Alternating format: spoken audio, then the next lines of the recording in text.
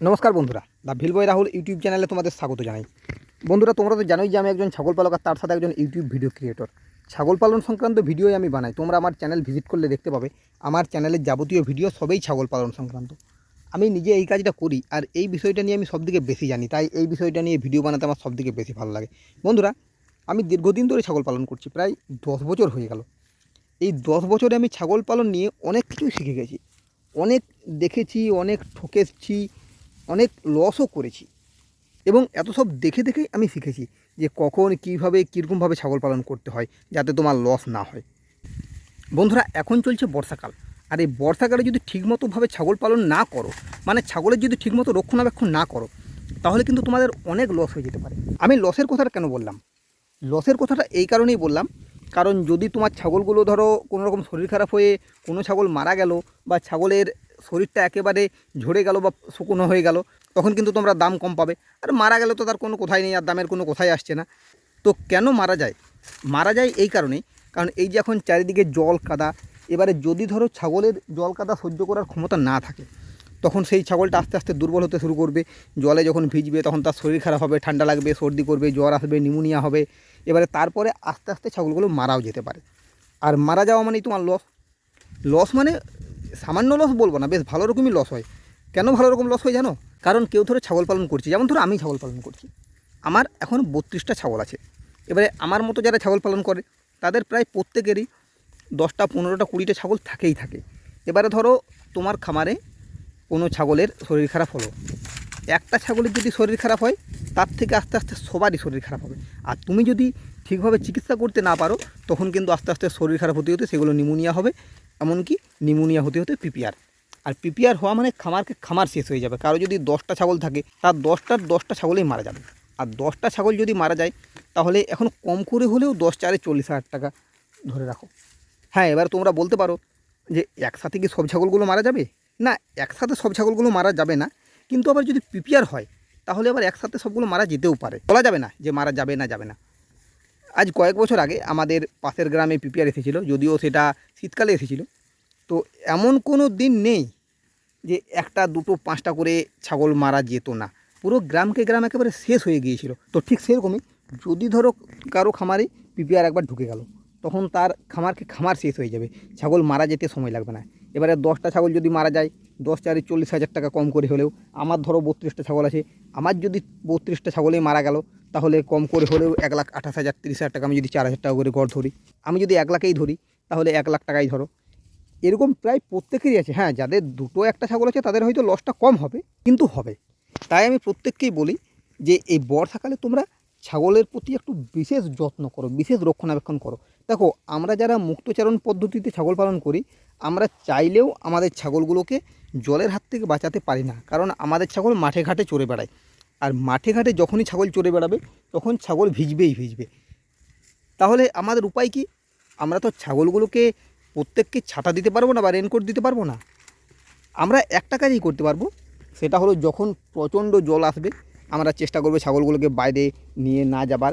বা ধরো আমরা নিয়ে চলে গেছি, সকালে রোদ দিচ্ছিল, তারপরে আমরা নিয়ে গেছি, সেখানে হঠাৎ করে জল চলে এলো, তাহলে আমরা কি করব? আমরা সর্বপ্রথম চেষ্টা করব যদি কোনো ঝোপের মধ্যে ছাগলগুলোকে দাঁড় করিয়ে আটকানো যায়, কারণ হয়তো এমনও হয় যে 2 মিনিট 5 মিনিট পর জলটা ছাড়িয়ে যায়, তাহলে তখন তোমারও আর অসুবিধা হবে না, তোমার ছাগলগুলো আবার চড়তে পাবে।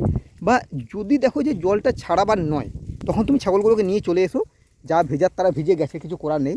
ছাগলগুলোকে তুমি চেষ্টা করবে প্রত্যেকটা ছাগলের গাগুলোকে মুছিয়ে দিতে, তাহলে সেই ক্ষেত্রে তার শরীর খারাপ হওয়ার চান্সটা খুব কম। হ্যাঁ, সে ভিজে যাচ্ছে, কিন্তু যেহেতু তুমি তার গাগুলো মোছাচ্ছ, তখন তার আর সেভাবে শরীর খারাপ হচ্ছে না। যেমন আমাদের হয়, আমরা যেমন স্নান করার পর আমাদের গা মুছি, ঠিক সেরকমই ছাগলের গাগুলোকে মোছাতে হবে।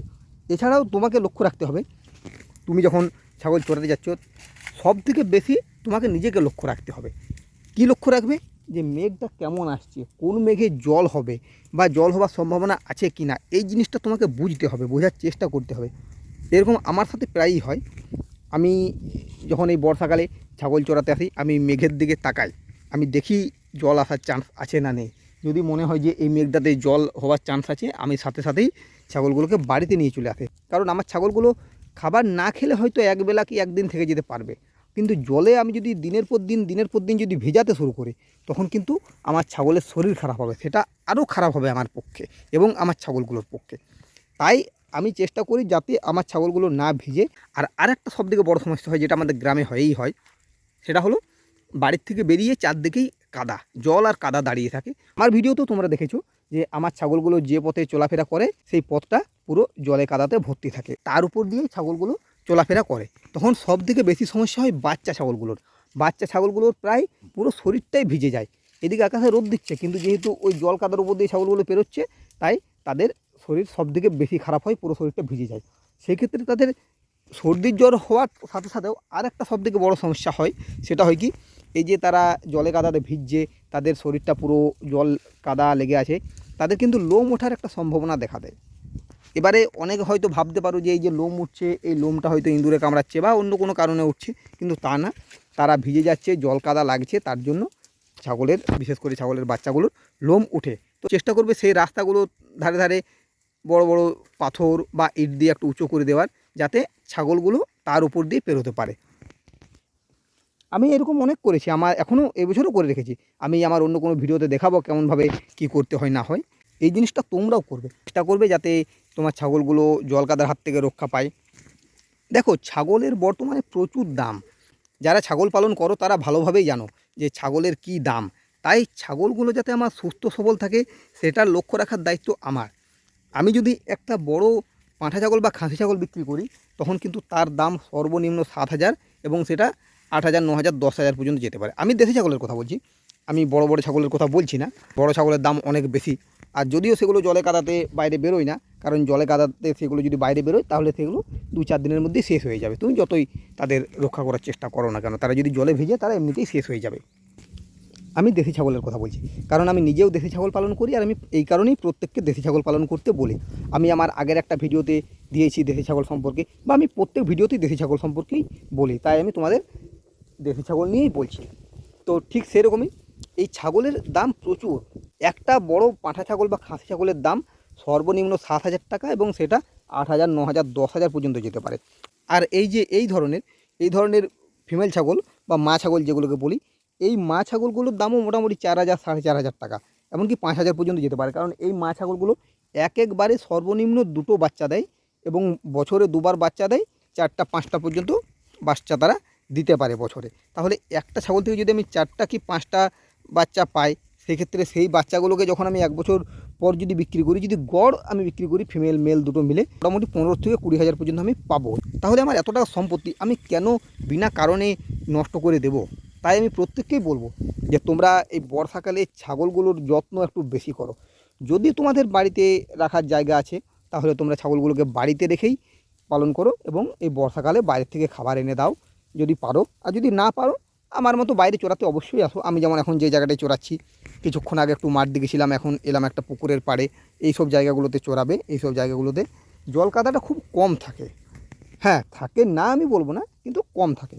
তো তোমরা সবসময় চেষ্টা করবে যে তোমাদের এত টাকার সম্পত্তি যেন সহজে নষ্ট না হয়ে যায়। কারণ একজন ছাগল পালক যে ছাগল পালন করছে, তার কম করে হলেও 10টা ছাগল থাকেই থাকে। এমনকি যারা 2টো-1টা ছাগল পালন করে, তাদেরও যদি ছাগলগুলো কোনো ক্ষতি হয়ে যায়, তখন কিন্তু তাদেরও 2,000, 5,000, 10,000 টাকা পর্যন্ত লস হয়ে যেতে পারে। তাই প্রত্যেককেই বলবো যে তোমরা এই বর্ষাকালে ছাগলগুলোকে সুন্দরভাবে রাখো, সুন্দরভাবে পালন করো। যাই হোক, আজকের মতো ভিডিওটা আমি এইখানেই শেষ করছি। যারা এখনও পর্যন্ত আমার ভিডিও দেখছো তাদের আমি অসংখ্য ধন্যবাদ জানাই। আর তোমাদের কাছে আমি অনুরোধ করবো যে তোমরা অবশ্যই আমার ভিডিওটিকে লাইক করবে, কারণ তোমাদের একটা লাইক আমাকে আরও নতুন নতুন ভিডিও বানাতে উৎসাহিত করে। তার সাথে যদি আমার কাছে কোনো প্রশ্ন থাকে, তাহলে তোমরা অবশ্যই আমাকে কমেন্টে জানাও, আমি অবশ্যই উত্তর দেবো। আর বন্ধুরা, তোমাদের আমি আরেকটা কথা বলবো যে তোমরা অবশ্যই আমার ভিডিওটিকে হাইপ করো। হাইপ করার জন্য তোমাদের কোনো টাকা পয়সা দিতে হয় না, কেবল তোমরা ভিডিওর কমেন্ট বক্সে যাবে এবং কমেন্ট বক্সটিকে হালকা করে বাঁদিকে স্ক্রল করবে, এবং ডান দিক করে দেখবে হাইপ লেখা আছে। তোমরা হাইপ লেখাটিকে টাচ করবে, এবং সেখানে দেখবে যে একটা পয়েন্ট দেওয়া থাকে। যাই হোক, 1000, 1500, 2000 এরকম একটা পয়েন্ট দেওয়া থাকে। তোমরা আমার ভিডিওটিকে পয়েন্ট দেবে, আর যত বেশি পয়েন্ট হবে আমার ভিডিও তত বেশি র্যাঙ্ক করবে। তাই আমি তোমাদের কাছে অনুরোধ করব যে তোমরা অবশ্যই আমার ভিডিওটিকে হাইপ করো। যাই হোক, আজকের মতো ভিডিওটা আমি এইখানেই শেষ করছি। এর ফলে তোমাদের সাথে দেখা হবে নেক্সট ভিডিওতে। ধন্যবাদ।